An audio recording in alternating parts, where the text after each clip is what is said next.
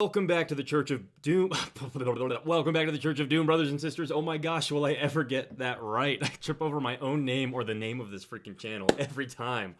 Welcome back. If you're new here, my name is Landon Father Doom Gus, and I am on a mission to be your RPG prophet. I want to get you into RPGs, and I want you to be excited about it, and I want it to be one of the highlights of your life, because I think RPGs are the sickest thing in the world. And that is why we are gathered here today to take a look at Dungeons & Dragons' newest free adventure that they just put out. Here's a little preview real quick.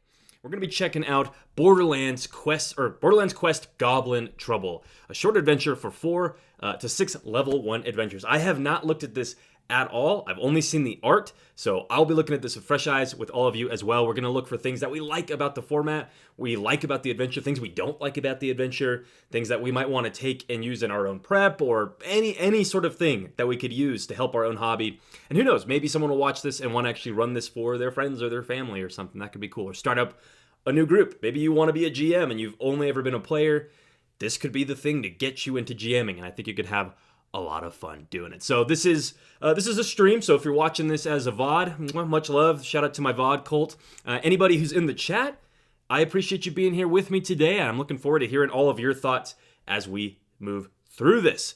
Before we do that, though, a couple quick announcements from the church. First one, obviously, the Retrotropics. It is coming to Kickstarter next month. July 5th, I believe, is like the first Monday of the new month.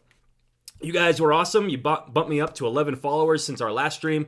So we got past that 10 mark, which was kind of a big one, at least to me. I know 11 people seems like nothing, but it doesn't tell you how many people are following the project until you hit at least 10. So that was a good little check the box there. If you've not heard of the Retrotropics, you have no idea what I'm talking about. It is a softcover zine, which is like a staple-bound book. It is a micro setting it is system agnostic. It sort of can work with any RPG system you're running. You can plug it into your own world pretty easily, but it also comes with lore, a little lore write-up for the church's own homebrew setting of the Heavenly Urchin right there, and then it's got the lore for the Retrotropics. It's got a hex crawl map for you to use, and then all of the locations on that map have their own artwork and little write-ups about it with quick little D8, D10, D12 lists of all the most important information. So you can get the physical copy of this in the PDF by following the project over on Kickstarter. If you follow it, you'll get notified when it goes live. You can snag one of those discounted tiers. A couple other things about the project, though. It is secular. It is a human feat. There was no AI used to make any of this. And also, it's being made by hand. It's a little crafty, something that I think is very important in our hobby. I think it's cool to make something physically with your own 2 hands, and even if it might not look as polished or perfect as something like Daggerheart, which is freaking awesome. I had my session 0 with a group that I'll be playing in my dad's campaign. We had that last night. Very excited. Not sure what to play yet. I'd be curious to hear what y'all think I should run for my class. But anyways, yep, the Retrotropics, that's coming out soon. Other announcements real quick. If you're not following the church's Patreon, you can do that for free, where most mornings I am publishing the Morning Ritual, sort of RPG hobby blog. And it usually almost always includes like a link to the VOD from yesterday's stream, if there was one, as well as some additional write-ups or ideas that I might have that I wanted to share with you. In today's, I published the list of 1d10 arcane chambers, the traps and the hazards and the sort of things that we brainstormed 2 days ago on stream, I think, and I got the artwork finished for it. But if you want to know what that art is referencing and read all the ideas, go follow the Patreon. You can read that for free. And then tithe-giving patrons get the PDF download for this. So that's the other announcement. One last one. I do have open seats in a couple of my campaigns. The one I'm looking to at least get 1 or 2 more folks signed up for here is my Sunday 9 a.m. one-shot. Every week, 9 a.m. Mountain Standard Time, bring a level 3 character. It can be the same character from last week. It could be a totally new character, and embark on a mission for the mortal prophet Vecna to help him further his schemes to save humanity in the wake of the Great Pilgrimage. So far, our party has delved into an ancient pyramid to stop a demon from possessing the corpse of a long-dead sorcerer pharaoh, and they also climbed an atmospheric tower, this massive spire, to stop a Xenos cult from using the prayer shrine at the top of this tower to lead their fleet to the mortal realm to invade it and conquer it. That's what we've done in just 2 sessions. So next week's session, this upcoming Sunday, is going to be all about vampire pirates. Not going to give any spoilers yet, mostly because I haven't prepped it yet. Still got to do that. But if you want to sign up for that, your first session is free. Link is down below. And that is it for my announcements. We're done with that boring part. Now we can sort of get into the fun part of actually checking out this adventure, Borderlands Quest Goblin Tribe. I'm seeing Doman and Colin in the chat. Good to see you guys. Good morning. Happy to have you hanging out with me. Be very curious to get your thoughts on this adventure. So what do you say we jump into this and let us pray, right? Borderlands Quest Goblin Trouble, a short adventure for 4 to 6 level 1 characters. Borderlands Quest Goblin Trouble is a Dungeons & Dragons adventure that introduces 4 to 6 new players to the game and teaches you, the Dungeon Master, how to run it for them. The short adventure is meant to last approximately 1 to 2 hours of play. 1 to 2 hours, that is very short, but I kind of like that. I think that's cool that it's not like, it's a one-shot and it's 4 to 6 hours. It is a one-shot and it's 1 to 2 hours. I'll be surprised if I feel like at the end of this, if it actually feels like it would be 1 to 2 hours, because that seems really short. Like 1 to 2 hours of play. Hey, what's up, Josh? Good to see you in the chat. 1 to 2 hours is like, oh my God, that's like one combat. I guess with two, if it's 2 hours, then there's a little bit of role play mixed in there. But yeah, 1 hour, that's not a lot of time. Anywho, let's keep going. Below relevant adventure text, you'll see sidebar boxes like the one below with helpful information and tips on adventure presentation and rules. Let's see what they sort of pitch people with that information. The basics.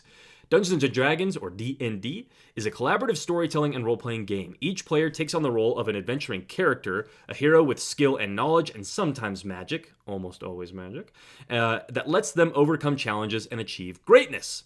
One of the participants in the game takes the role of the Dungeon Master, or the DM. The DM acts as the lead storyteller, the keeper of secrets, and the referee.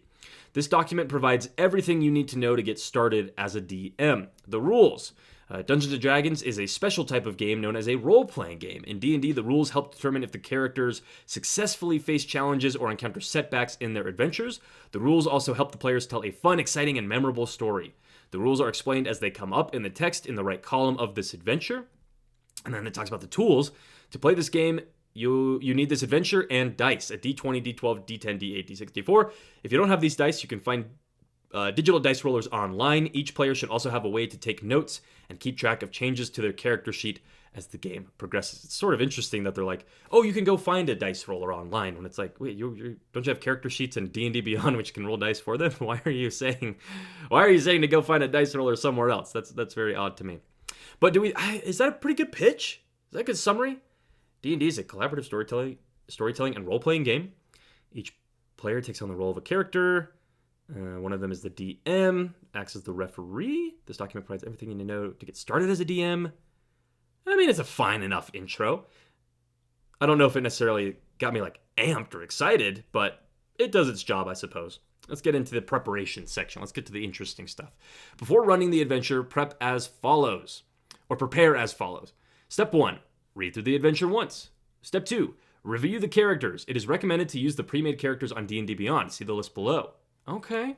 Taking a note out of Sly Flourish's... Oh, I don't have it next to me. Sly Flourish's Lazy DM, right? Right at the beginning. Review your characters. Make sure you know what they're all about. Step 3 is to reference the monsters. Open monster entries or bookmark physical books. They all appear in the 2024 Monster Manual or D&D Beyond Basic Rules, available for free on D&D Beyond. I like that they're everything that they're including. Well, everything they're including in this should be free if the adventure was advertised as free, but I think that's a good little note for them to keep making here. Here's a list of the stat blocks needed to run the adventure. All right, we're going to use a bandit, a centipede, and a goblin warrior. What do we think this adventure is about? Like I said, I have not read it. I don't know anything about this adventure other than the fact there are goblins involved in it. So what do I think is going to be going on with bandits, a giant centipede, and a goblin warriors? I'm going to guess the giant centipede seems like something that would be in a cave with the goblins. And if from Lost Mines of Phandelver, that was my first intro to D&D. The goblins had the wargs, or maybe they were wolves. They might have just been wolves that they had sort of penned up in their cave. So maybe the goblins have the centipede as their pet. That makes sense. But bandits, that's interesting. Bandits and goblins. I'm wondering. So the adventure is called Goblin Trouble, but there are bandits involved. I'm gonna take a wild stab. I'm gonna say the bandits are the real bad guys, and the goblins are being framed. That's going to be my pitch. What do we think? Hey, what's up, Noble Knight? Good day. Good day to you as well. What do you think, Noble Knight? What is this adventure going to be about? That's my theory, that the goblins are actually maybe not the good guys, but they're not the bad guys, and the bandits are causing trouble. And so maybe, I mean, God, how do you do that in 1 to 2 hours? It'd have to be like starting at the goblin hideout and be like, okay, we heard you guys were trouble. Go in and fight. And then the goblin's like, no. It's not us. It's not us. That just seems like the direction that maybe this story would go, or that D&D would take it. Because it was advertised as a family-friendly adventure. And, you know, D&D is bringing like, you know, orcs and goblins, and so many of the like monstrous creatures are now playable character species, that I could see them sort of trying to like pitch an adventure where it's like, actually, the goblins aren't even evil, which is fine. I don't care. That's not how I would do it, but I don't have a problem with that. Anybody else got a theory? If you do, drop it and I'll check it out, see what you think. They got pre-made characters. I don't really care to like go through all of these individually, but you've got, let's see the names. You got Shayla, a human rogue, Presto, the human wizard, Nico, a human cleric, Hank, the human ranger, Eric, a human fighter, Diana, a human monk, and Bobby, a human barbarian. Wait, are those the characters? Actually, we're going to open one of these, because Presto, I'm pretty sure, is like, these are all the characters from the D&D cartoon. Yeah, okay. Yeah, I remember. They are all of them that? I think that might be all of the kids from it. Maybe not all of them, but most of them, I believe, are from the old cartoon. Yeah, that's funny. That's cool. I'd be down with that. If like all of the adventures, the pre-gen pitch for the party is like, play the characters from the old cartoon, but put your own unique spin on them. I'd be like a cool, not like a sort of a mascot, I guess, like mascots for the players. I think that would be fun. I think it'd be cool to like. I really like that about Pathfinder. I really like that Pathfinder has these like iconic characters for each class. I saw maybe they're updating them, but I saw one the other day. It was like the new paladin or something. It's like an orc-looking character. It was really cool. But if you flip through a Pathfinder book, so many of the character portraits, they're the same characters, that they're sort of being shown in different scenes, and I loved that. They did a little bit of that. Man, why do I not have any of my books nearby? What the hell? They did a little bit of that in the new player handbook, I noticed, where you're sort of seeing similar characters popping up over and over and over again. I think it's very cool. Wouldn't mind seeing more of these guys in the art, though. We got some pitches here. Noble Knight thinks the bandits can be of any race. Some may be the bandits. Oh, so maybe the bandits are actually goblins in the... Oh, that's true. I didn't even think about that. In my head, a bandit is a human. Oh, it's just, just some angry human that jumps out off the road. Give me your money. But yeah, you could totally use a bandit stat block to run a goblin. Or the bandits could be working with the goblins. Maybe that's what you're saying, Noble Knight. Either of those, interesting. I hadn't even thought of that. Josh saying, reasonable honestly, Fusung? F-U-E-S-S-U-N-G. Fusung? I have no idea what that is, just to be completely honest. But it's intended for quick RP, if any, and mainly combat. I guess, Josh, I'm guessing you're sort of talking about this adventure. Maybe you've read through it already. But if that's the case, you're saying not really meant for RP, mostly combat-based. Well, let's see what sort of combat we're talking about here. Let's move on. Oh, you're guessing it's intended for quick RP and mainly combat. That makes way more sense than whatever Fusung means. All right, Dungeon Mastering the Adventure. To play this adventure, you'll need either the D&D Beyond Basic Rules for the 2024 or the 2024 Player's Handbook, Dungeon Master's Guide, and Monster Manual. Text that appears in a box like this is meant to be read aloud or paraphrased for the players when their character first arrives at a location or under a specific circumstance, as described in the text. Read aloud text. Text inside a box like this text, like the text above, is meant to be read aloud to the players. If you're comfortable doing so, you can summarize or paraphrase the text. Just always make sure to mention important information, especially when the text is describing the setting the characters are in. It's hard for them to interact with the world and story when they don't know what's there to interact with. Okay. Yeah, how do we feel about read aloud text? I think this is something we've talked about on the channel before. And I sort of have a general vibe, I think, of what people think about it. I know when I first got started, it was like, of course, I would read exactly what was in the Lost Mine of Fendelver rulebook or adventure book. And then very quickly, I started to feel like annoyed by it or beholden to it. Or like we would get to a scene and be like, oh, this read aloud text doesn't even really like apply anymore. Or I need to add things to this read aloud text to make sense for what's happened in the story. And so I'm glad to see, and maybe that's always been there and I just haven't really noticed it, but at least there's a little bit of encouragement here of like, you don't have to read it exactly as it is, but they do. Here's what I would have liked to have seen. They make this note of like, just make sure you convey the most important information. That's why we have these read aloud boxes, which is like true. Yeah, you need to present your players with the most interesting information, but I think a very useful note I would have added here was, and if you forget to mention something, that's okay, because you can bring it up in the narrative naturally. Like, just because you forget to describe that there's a door on the other side of the room in your like description of the chamber, as your players are maybe exploring it in that first round, if you notice it, or if they ask you like, oh yes, there is a door, and like it's kind of tucked back into the shadows, you missed it, or it's now stands out to you a little bit more as your eyes adjust, right? There are ways to use narrative and fun descriptions to cover up mistakes you might make, or you can just own it up. Be like, oh my shit, guys, I totally forgot to mention there's a treasure chest at the far end of the room. Well, I don't know why I completely spaced to mention that. That's okay. That's part of it being a game. That's my thought. Rat Compressor, good to see you in the chat, Rat Compressor, said, when I use read aloud text, the players easily can tell, and they find it not very immersing. Yeah, so that's a great point. Where did I hear this? I can't remember if I heard it somewhere or if I might have been talking about it with a friend, but we basically said that when you start to use read aloud text, because you're like, looking down at the book and not looking at your players, I find, they totally check out. It's like the teacher is reading an assignment or something. You're like, okay, boring. Like, can we just get back to the game? And when you're done, then they sort of lean back in like, okay, you're finished. Great. We can play again. So that's a great point, Rat Compressor. Yeah, you got to be careful you don't lose your players.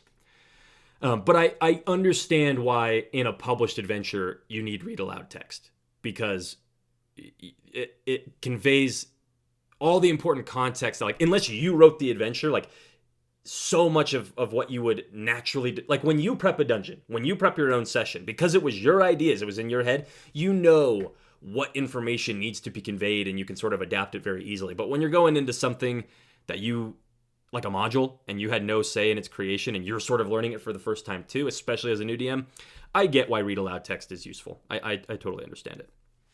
All right, let's move on. Introducing characters.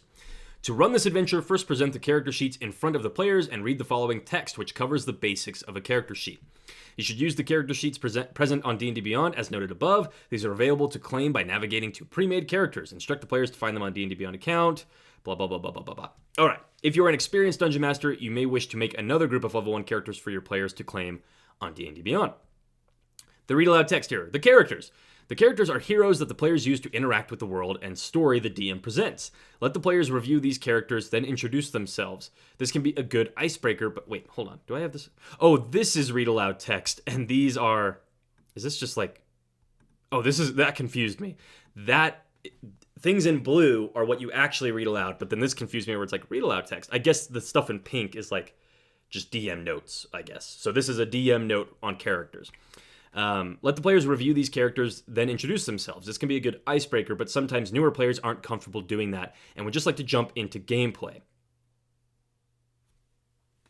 Boo.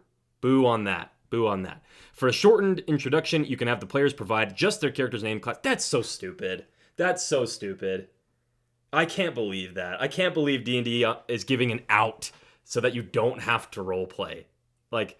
Some players might not be comfortable describing what their character looks like. Are you fucking kidding me? Come on. Come on. That's crazy. That's crazy. That feels like coddling. That's like, oh no. No, sweetie. Don't worry. You don't have to, don't do anything. I'll take care of it for you. Just roll your dice and tell us what you get and we'll take care of the rest. Like, you're playing an RPG, for God's sake. Come on now.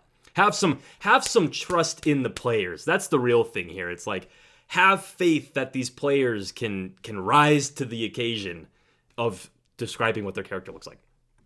Character actions. A character's actions hold the potential for either a success or a failure.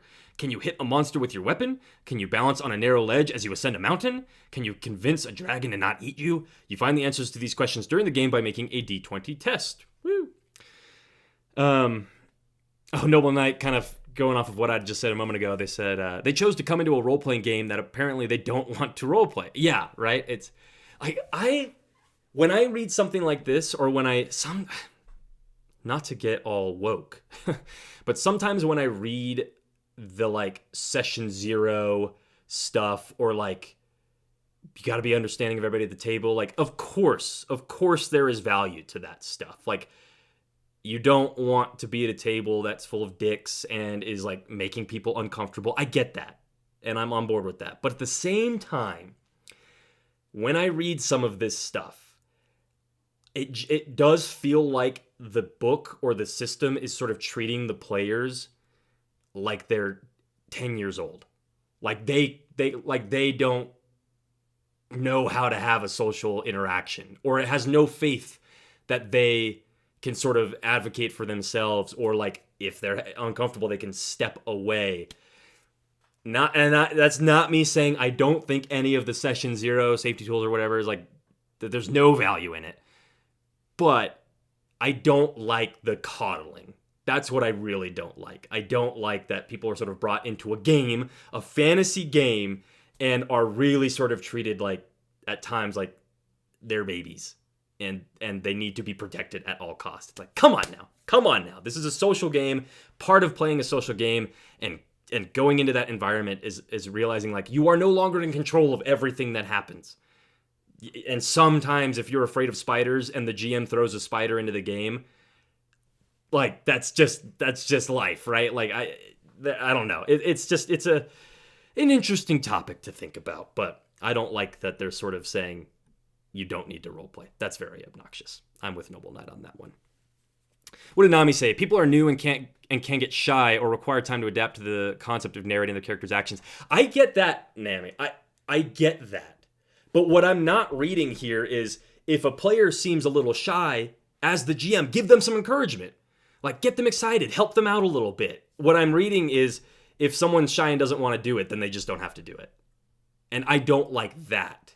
I would have much rather have seen this section say, the game is at its best when everybody at the table feels comfortable and excited to describe things, not like super well. It's not about being the best narrator in the world. It's just about being like, oh yeah, and like adding in my own little detail as a player. This is what I look like, or this is how I do this thing. And I think part of a GM's responsibility is helping a player do that. Get them confident, get them comfortable, get them in the mindset. That's what I feel like should have been here. Not, well, moving on, right? Like, cause then if a player is shy, as Nami points out, right, that's totally viable. Like, there are shy players, but if a shy player is like, I don't want, no, and then you're like, okay, well, we're gonna move on. I think that's sort of setting that player up to be the one that is like never in the spotlight. And there's been a lot of, well, maybe not a lot, but I've seen more and more people talking about it, and especially on this channel, as we've been sort of looking at Daggerheart and the fact that there's no initiative in that game. And people are like, well, spotlight hogs are going to ruin it, right? And then other people are going to get shoved to the back. Well, maybe those people wouldn't get shoved to the back if there was some more encouragement from the GM to pull them in or to give them the confidence to step in, right? Do you get what I'm saying? I feel like that's not too crazy. Josh had some thoughts on read aloud text, it looks like. He said, I feel like read aloud text would work better if it was for the characters to read aloud, like an adventure request on a guild board. Then the characters would read, react, and roleplay to them. That's very interesting. Bonus if it's on weathered paper or some kind of handout. That's cool. Yeah, I get what you're saying. There are, like, every time a character walks into a room, though, it's like, do you give them a slip of paper for them to read aloud? That might get a little cumbersome. But having some handouts would be very cool. Nami, I'm not trying to have an argument with you. I see you're saying this is an adventure for the noobest of noobs. What better time, though, to start instilling some of these skills and social roleplay fanaticism than in their first session? That's my counter. Like, I don't think it needs to wait for a few sessions. I think it can be session 1. Let's do this thing. Tell me what your character looks like. Oh, I don't know. That's okay. Give me one thing. Like, do they wear a hat? Do they have a cloak? Oh yeah, they have like a green cloak. Oh, cool. And it's got like gold threading on it maybe. And you said you wanted to be sort of a star mage. So maybe there's like constellations up the sleeves, right? And it kind of comes up and there's like little, like a collar of planetary bodies that you've sort of stitched on like beads. Does that sound good? Yeah, that sounds cool. Awesome. Cool. Sweet. Let's move on. That's what I'm talking about. That is a great example of kind of pulling somebody in the spotlight and helping them, but not making them uncomfortable necessarily. And that's where we're going to leave that. Let's move on, right? So I believe we're at oh my gosh, this is a big read aloud section. Okay. We might not read all of this because we sort of already know the rules, but let's see how it starts. These characters are the heroes you can play in this adventure. This is assuming, right, you've just put the character sheets down in front of everybody. The words and numbers on the sheet describe who the characters are, what they're good at doing, and other important information. Choose the hero you'd like to play. As we play through this adventure, we'll talk more about what these words and numbers mean. Let's discuss some basics first. You've got your name. There's species. I don't think this is not interesting stuff. If you're tuning into this, you probably know the basics of the rules, and if you don't, go play this adventure and then you can learn it. This is not a stream to necessarily learn the basics of the rules. But that is a lot of read aloud text to go through. Granted, I mean, you got to present the rules at some time. I'm assuming there'll be like back and forth with the players during this point. You sort of open it up for questions after each of these. Like, is anybody confused? How are we feeling about this? All right, let's move on. We just did initiative. Now we're going to talk about attacks. Then go from there. Interesting. Okay. Let's see. Hidden just said, I agree. Creating a character is the low stakes point of creativity where choices can be walked back and cool ideas can be shared without fearing you've done something wrong that can impact others. Yeah. Agreed. And Nami added, not everyone can do it at the same speed. I mean, like the creativity. True. That's true. But I'm hearing lots of excuses. And what I think is better for an RPG player is not an excuse like, well, I'm just not that creative. I can't think of an idea as quickly as you can. That's fine. Let me help you. Let me help you come up with something cool. We can take a couple seconds here to think up something. We're not in such a rush to get to the game that we can't give you a comfortable moment to think of something, right? That's what I'm saying. That's my GMing style, personally. I am my player's biggest fan, and I want them to feel cool about what they're doing. I am not just an arbiter. I am not simply here so that when my players show up, they roll their dice and I tell them what the rolls mean. No. A GM does much more than that. And part of being a GM, I believe, is lifting up your players so they can stand atop your shoulders and tell an epic story. And have you ever, stand on top of somebody's shoulders? That's a little high, that's a little scary. But that's okay, because I got you, right? Don't worry. Father Doom's got you. All right, let's keep going. Let the players ask any questions about the character sheet. When it seems like they're ready to begin the adventure, read the following. All right, here we go. We've actually got to the adventure. Wait, maybe not quite yet.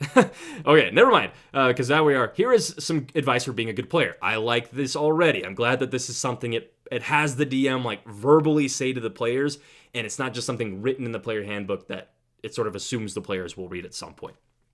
Be a good teammate. D&D is a cooperative game, meaning that everyone should work together to have fun. Yep, I have no contradictory opinions about that. Think about your character's actions. D&D is a storytelling game where your characters can choose to do anything in a scene, but that doesn't mean they should do everything. Your character is good at certain things, and other players' characters are good at other things. Let everyone participate. Everyone is here to play, and everyone should get to contribute to scenes. Love it. Great advice. Very good advice. I also really like that they say you don't have to do everything, right? You have things you're really good at, do those things. And then the things that you're not so good at, let other players take care of that with their character. I think that's great. Be supportive. Discuss plans with the other players and with me. Ooh, that's nice.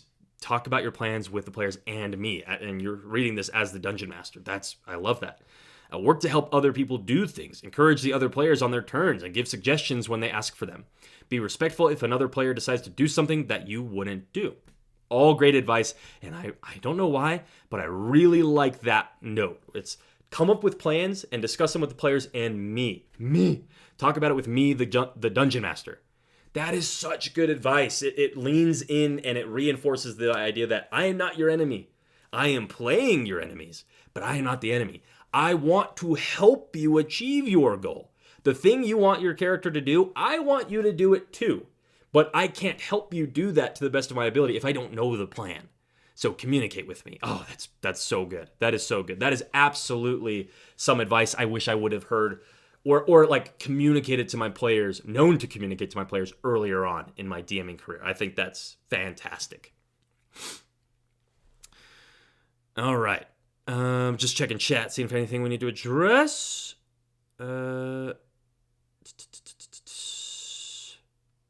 think we're good. It seems like we're sort of all kind of on the same page of some of the stuff we've talked about so far. Nami, Noble Knight, Josh, I appreciate y'all being active in the chat, talking with me. It's fun to have a little bit of back and forth. It's kind of nice to have a respectful disagreement for a moment. Wow, I said that so cringy, like a Redditor. That was really weird. Sorry.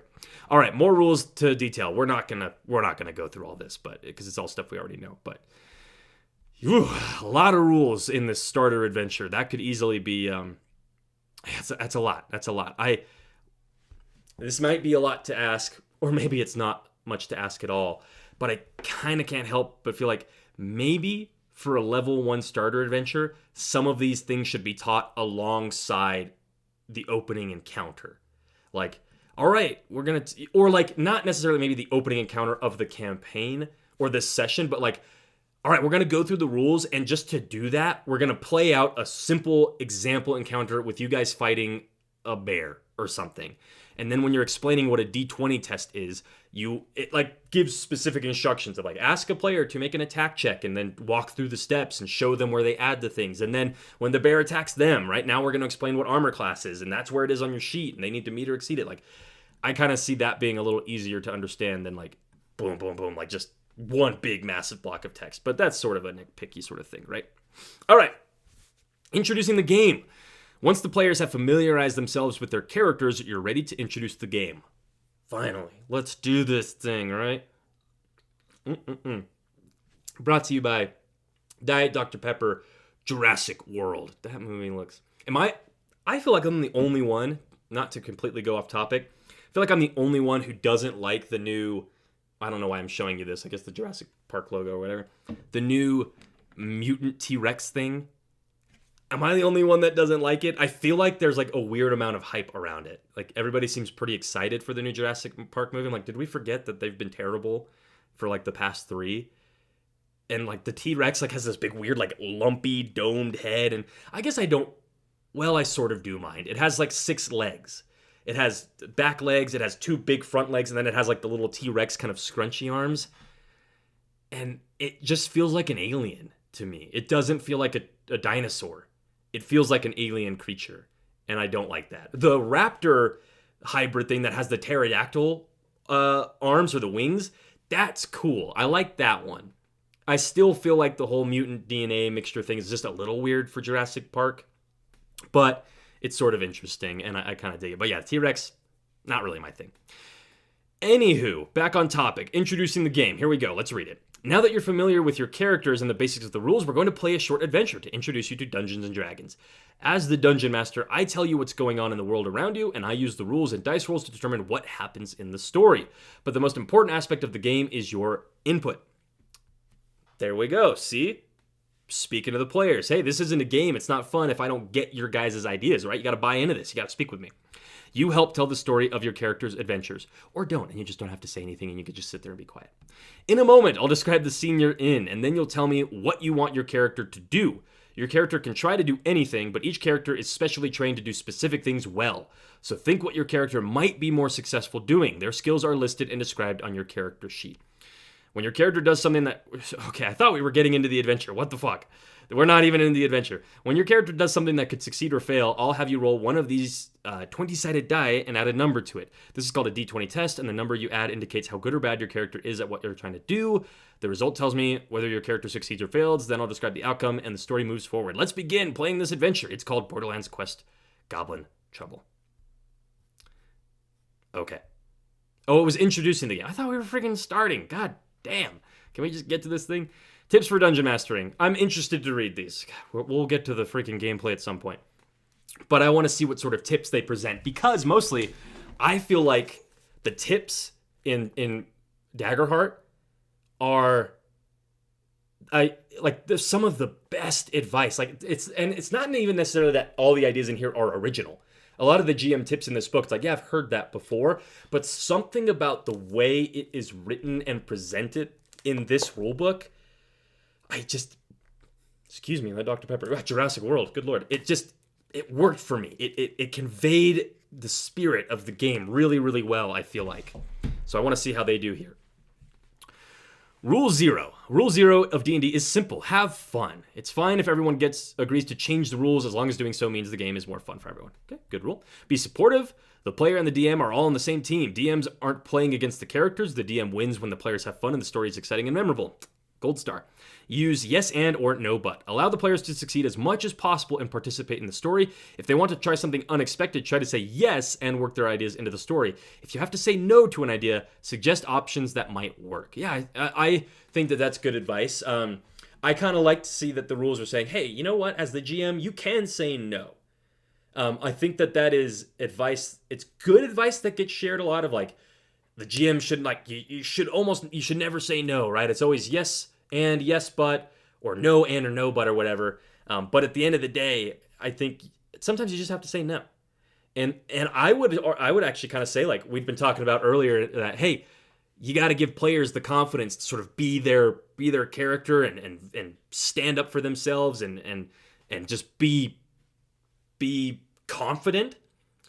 This is part of being confident as a GM. Confident when you need to say no and being able to stand on business, right? And be like, no, I think that's stretching the rule a little bit too much, but maybe we could do something else, right? Like that's still an example of no, but right. If you just said no and then like didn't give any alternatives or no guidance, that's a terrible, you're just not good at this, right? But when you say no, but it might feel easy, or you might feel like, oh, I'm going to get pressured into saying the yes part, but you can stick with no. That is okay. It is okay. Use your imagination. Adventures are an outline for your game. Change or add anything that makes the game more fun. What does a monster smell like? That's up to you. Or you can ask your players what they think. That's a great little note. I have been doing more and more of that, and I think Daggerheart is a big reason for that, of like reminding me, or I guess less reminding me, more like giving me permission and just saying, hey, have your players give you as many inputs as you would like. They can help describe so many things in this world. And not only does that sort of ease the pressure of being a GM and having to come up with everything in the moment, but it also gets some buy-in. It gets your players more invested in the world and the story. Fantastic advice. I love it. NPCs are your voice. While the players determine what their characters do, the DM controls the other characters in the game. Non-player characters, also known as NPCs, are a great tool for you to help the characters understand the game and the story and to work information into the story smoothly. Fair enough. Allow alternatives. D&D is a game of fantasy where heroes use wit, skill, and determination to overcome obstacles. Sometimes those obstacles are defeated with weapons and spells, but characters can succeed in other ways.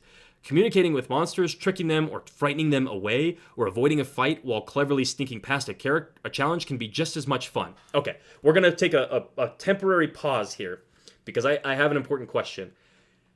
I want to be able to do this. I want my players to have the option to negotiate with monsters, to trick monsters, to role play with monsters.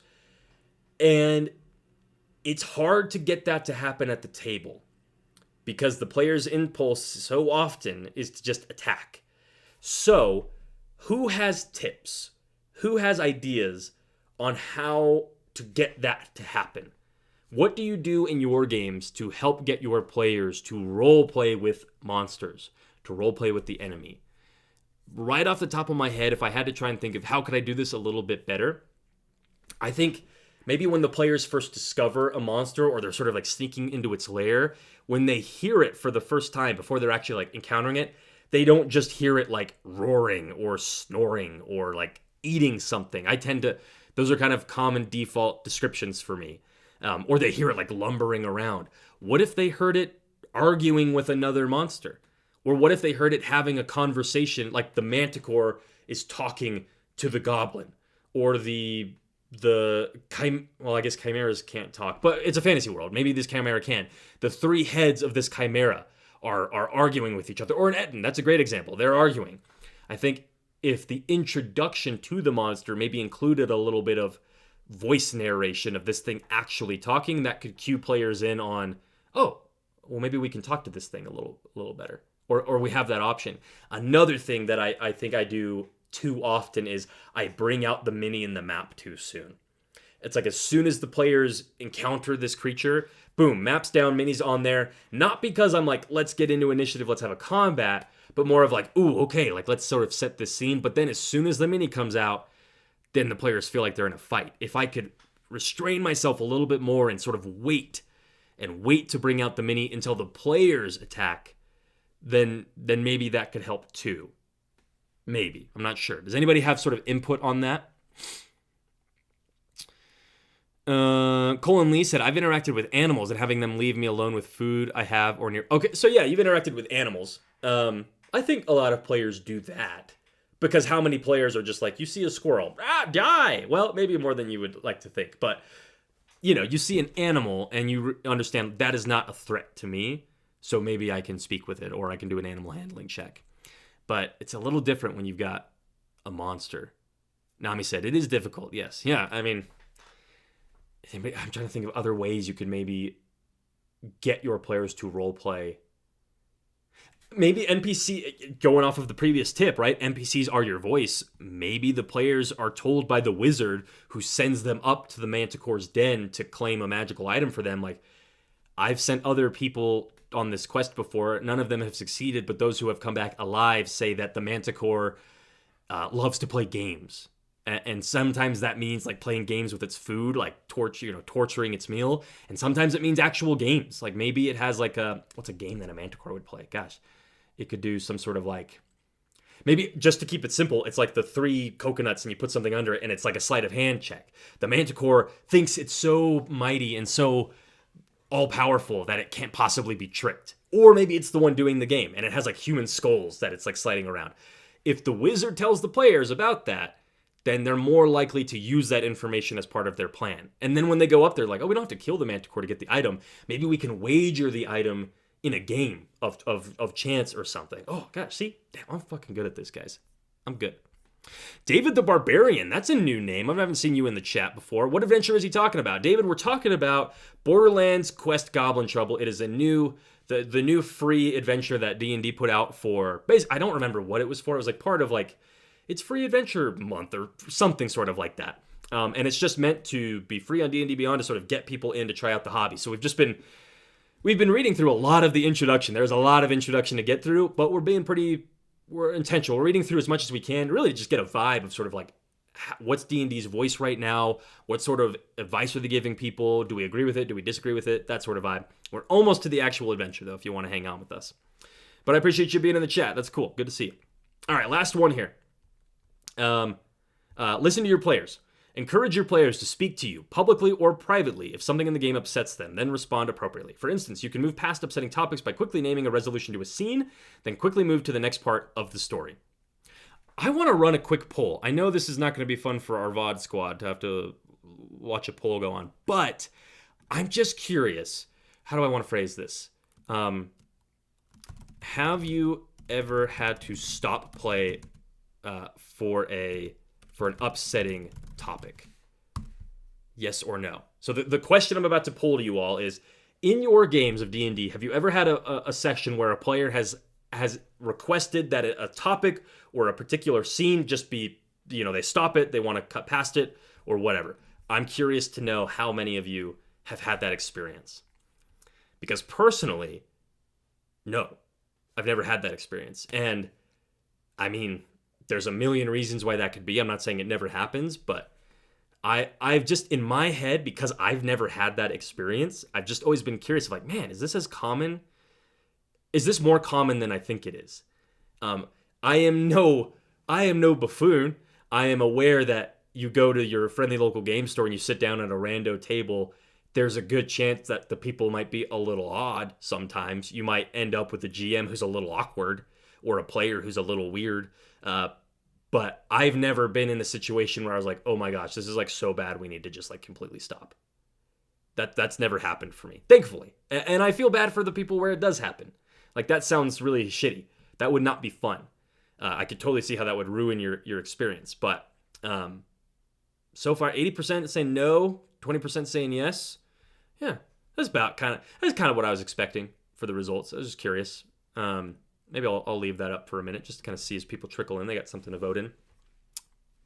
Nami, before we move on, I think Nami might have a thought here on the allow alternatives sort of point that it made here. They said, perhaps introducing the monsters in a less direct way. Like they're far away, or they're distracted with something, or as you were suggesting, arguing with someone. Because sometimes I feel this need to go fight mode comes from the idea that the monster is already in our faces, so you got to grab the sword. Yeah, that's a good point too. When you made that first point though, of like maybe they're distracted doing something, my brain immediately was like, well, as a player, I'm just like, oh, perfect, a surprise attack. It's distracted. Let's kill it while it's not looking. But it depends on what it's distracted doing, right? If it's distracted because it's eating a corpse, as a player, I'm like, oh shit, yeah, we got to kill this thing. But if it's distracted because it's reading a book, that is very different and very interesting. If I saw an ogre reading a book and they're holding it upside down or whatever, that to me that just screams opportunity for the bard to get in there and have some fun role play and trick this ogre, or for the wizard to go in and try and teach the ogre how to read. That could be so fun. Would be great. Okay, cool. Let's keep going here. Oh my god, more DM advice. Yeah, it's fine.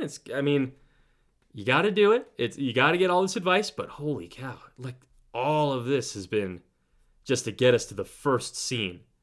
Introducing the adventure. I thought we already did that. Oh, there's introducing the game, and there's introducing the adventure. I see. All right, we are officially here. I can see just from this first description, we're actually about to play the adventure, right? So, wait, before I do that, really quick, just want to see, I had some feedback, I think, on that poll. And Ami said, I voted yes, although it was a temporary stop. It was a dramatic moment in the session, and players were a bit impacted, so everyone needed a moment to readjust and have a breath. I guess I've done something similar to that, like a character death. It's like, oh man, whoa, like that was crazy. Like, let's take 5. I've done that. I guess to me it wasn't quite the same as what I was imagining in my head of what it was sort of describing. So I've done a little bit of that. Colin said, it sounds obvious, but pain is also a great distraction towards... Oh, wait, hold on. Oh, you're talking about how to maybe make creatures talk with a monster instead of fight it. He said, it sounds obvious, but pain is also a great distraction towards animals. Weird start. Not so much that it scares them, but that they don't have a concept of guns and arrows. A lot of animals try to bite the arrow, thinking it's another animal, just like a stick. They think it's an actual limb. I'm a little confused what you were pitching there, Colin. I apologize. It's probably me. Are you saying like the monster's like confused on like what a sword is? Like how a deer might come up and like sniff a bow of, the archer's arrow. The monster's like, ooh, what's that? Maybe. Kind of, yeah, I mean, it might make your monster feel a little like, what's the word? Naive or, yeah, I don't know. It's an interesting idea, Colin. Thanks for sharing it. All right. Let's do this. Introducing the adventure. When the players have selected and reviewed their characters, you're ready to begin the adventure. Finally, praise Vecna. You have been hired by the Castellan of the Keep on the Borderlands to track down thieves who stole the Bowl of Plenty. This large silver bowl was a gift to the Keep, said to bring good fortune to anyone who takes a meal from it. It is a foot wide and weighs 10 pounds. It was damaged on its way to the Keep and needs repair, but it was stolen overnight by thieves. Interesting. I wonder if that's like Chekhov's gun, right? If it was damaged on the way to the Keep and it needs repair, but it was stolen overnight by the thieves. I wonder if that damaged detail will come up in the future. That's sort of an odd little detail to include. On the promise of a reward of 20 gold, oh my gosh, we're going to be rich. For each of you. Okay, that actually makes more sense. You followed the trail of the thieves, questioning travelers who saw the thieves leave the village and head towards a group of hills that are home to what are locally known as the Caves of Chaos. Your final witness said they saw the bull being carried into a cave by a group of goblins, small people who are often embodiments of recklessness and ruin. You are now at the mouth of the cave. Several small footprints show the goblins have walked in and out of this entrance recently. All clues point you into the darkness of this cave. What do you do? Great ending question. What do you do? Okay, so bandits stole it. Or it was stolen by thieves, and the interrogation has revealed that it was goblins.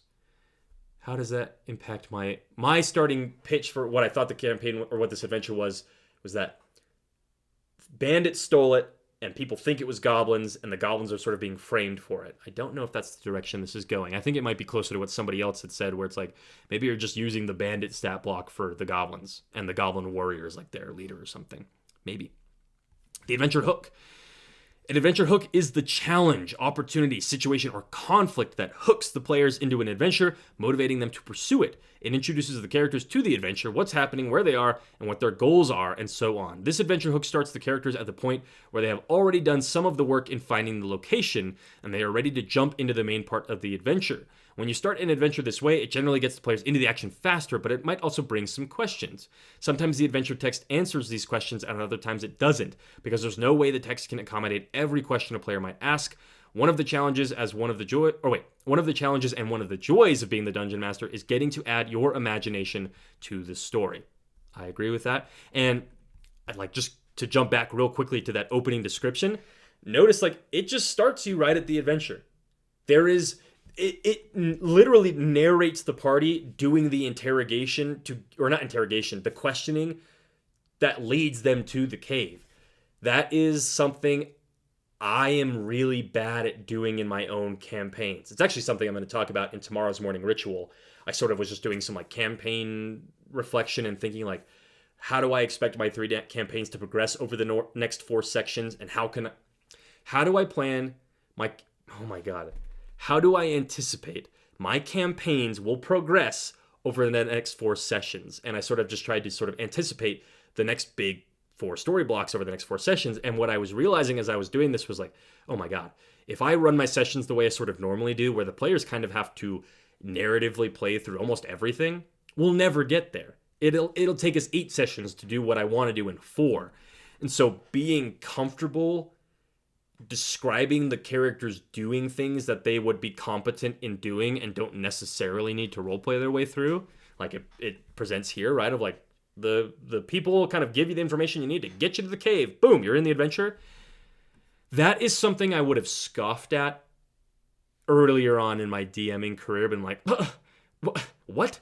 The players have to do it all though. That's the point of the game, right? The players need to go. They don't know where the cave is. And they don't know where the bandits left, so they need to go talk to people to get the answer. And there is fun to be had there. Like there are some groups that are going to say, well, that's the best part. We love doing that part. The actual fighting the goblins is sort of the boring part.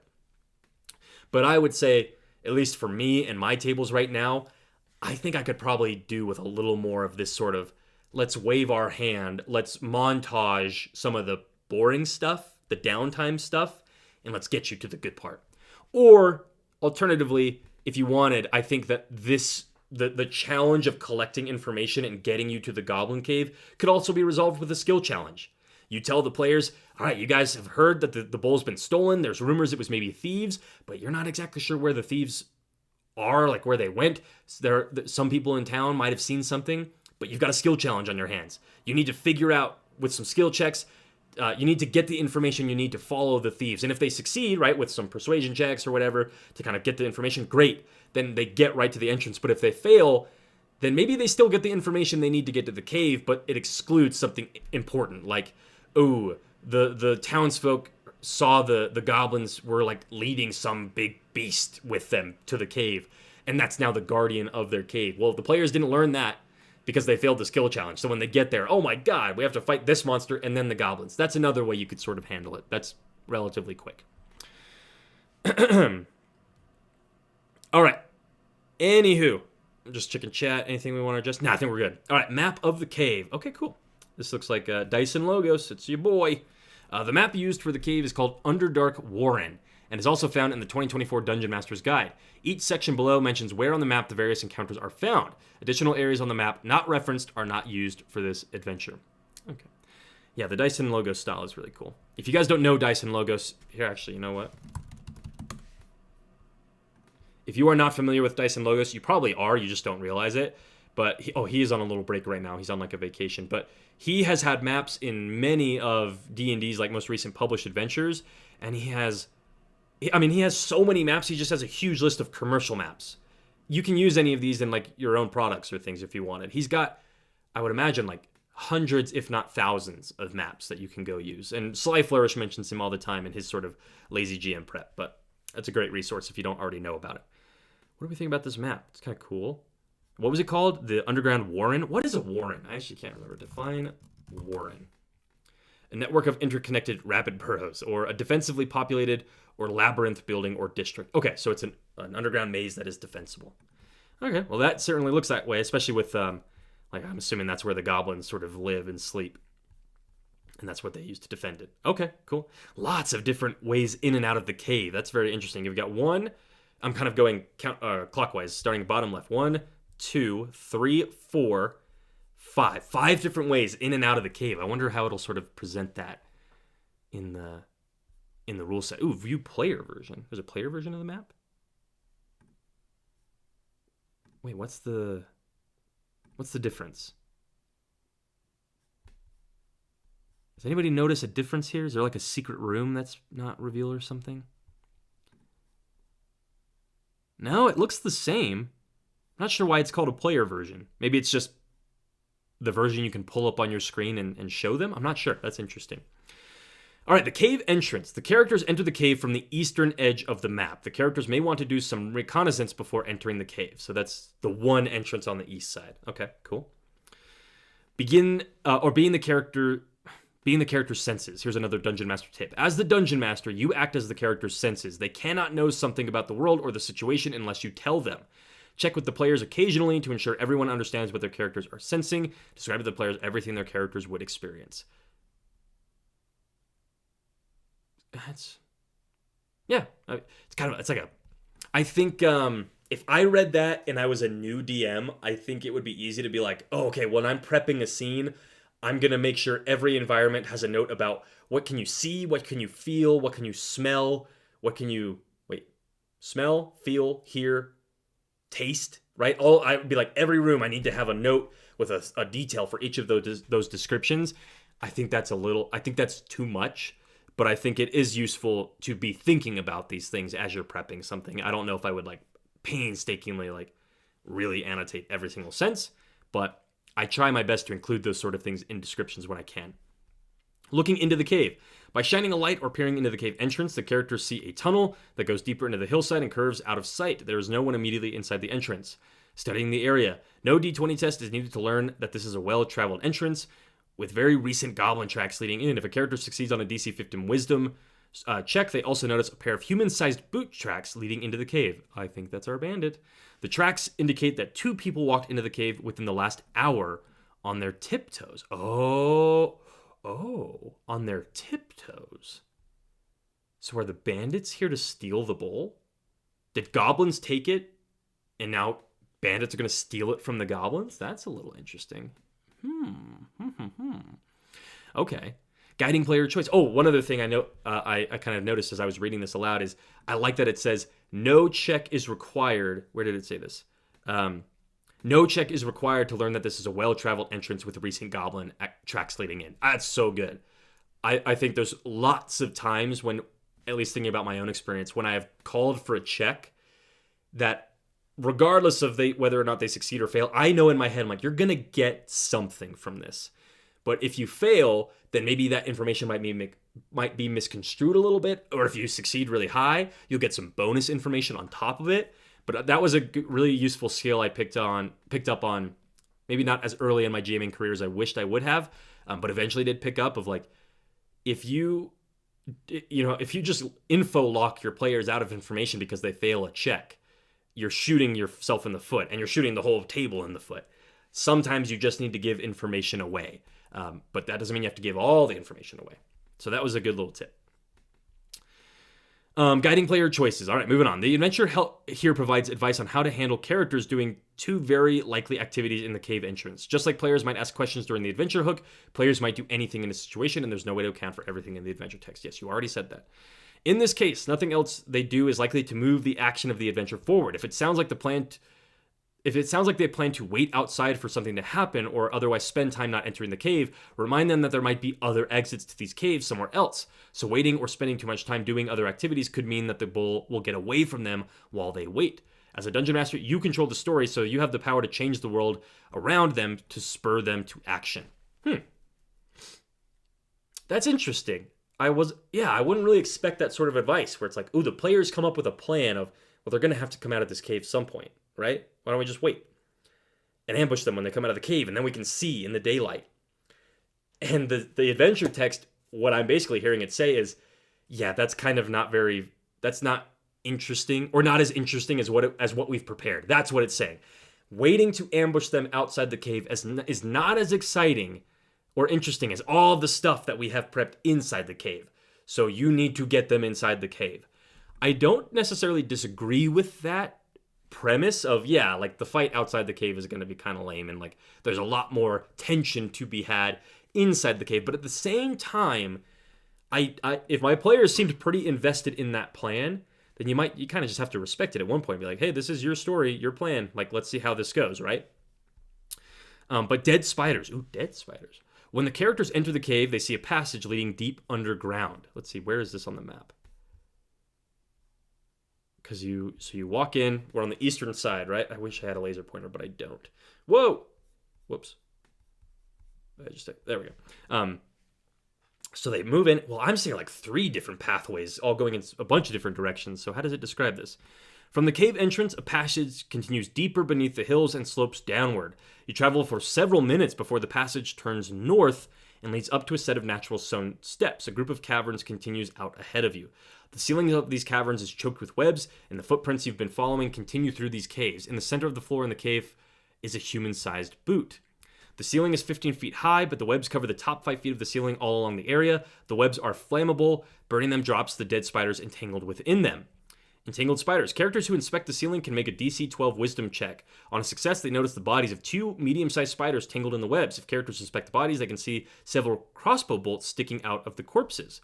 There's treasure. If the characters actively search the caverns, they find the dissected husk of a former adventurer who was eaten by the spiders. Next to the body is a torn backpack. The backpack has 30 gold piece, 50 feet of rope, 5 torches, and a potion of healing. Potion of healing. Oh, then it kind of just describes what it does. Okay. Here's an example of where I feel like read aloud text kind of just fails. So it doesn't really do a good job of like describing the fact that there are like branching caverns that go off in like 3 different directions. If I had this read aloud to me, let me try this one more time. But if I had this read aloud, I feel like I'd be really confused. From the cave entrance, a passage continues deeper beneath the hills and slopes downward. You travel for several minutes before the passage turns north and leads up a set of natural stone steps. A group of caverns continues out ahead of you. You see, a group is very vague for like a read aloud description. You would think that it would say like 3 separate tunnels. And maybe I'm nitpicking, but also they're the ones who said use read aloud text. So I'm just saying. What's going on with chat here? Oh, Colin Lee says it looks like it has does the map have a second level? Is there a whole nother map? Oh my God, there's still so much to get through. This is crazy. Maybe it has a second level. I don't know. I would imagine if it's a 1 to 2 hour adventure, it's probably going to take place in this one map. What the hell is the difference? I guess it doesn't have the compass on it, but I don't know why that. I would think you would want the compass on there to orient your players. That's funny. Here it just makes a note about advantage and disadvantage. I think we'll just kind of skip that. Let's get to the bull bandits. Oh, also, it's interesting that the spiders are all dead. I'm a little surprised that it's not like there's, 2 of them are dead, but there's 1 more that attacks, and there's your first fight. I don't think you have to have a fight. It's just interesting. That's like what my GM gut is telling me. Like, ooh, here's an opportunity for them to find some clues and have a fight. But the passage continues onwards, taking the characters north for a while and then switching back to the south. The caves here are empty, save for some old cobwebs on the ceiling. Eventually, the characters find themselves on the southeastern side of the map, near some stone steps that lead into a cavern with an underground stream flowing through it. The 2 bandits who originally helped steal the bull are in that cavern. Okay. Where the fuck are we talking about right now? I have no reference for what they're describing. Eventually, the characters find themselves on the southeastern side of the map, near some stone steps that lead into a cavern with an underground stream flowing into it. Where is that? That's southeastern. I'm looking at the southeast corner of the map, and I don't see a river or a stream. Am I an idiot? What is this? Eventually, the characters find themselves on the southeastern side of the map, near some stone steps that lead into a cavern with an underground stream flowing through it. I don't see that. Unless it's... Okay. I've been, like, pretty... I don't think I've had any, like, real critiques of the adventure so far. Like, yeah, there was a lot of introductory stuff, but, like, it's D&D, I get it. Now I'm like, if I were a new DM, I would be really confused on what I'm supposed to do right here. Like, where, like, okay, am I supposed to railroad the characters to the southeast corner and have them find this river? What if they decide to go north? What if they go up around and they end up finding this, like, barracks? Like, that's, and there's no numbered reference on this map. That's, if this was my home map and I was prepping this all for myself, I wouldn't necessarily need to number it. I could kind of remember it in my head.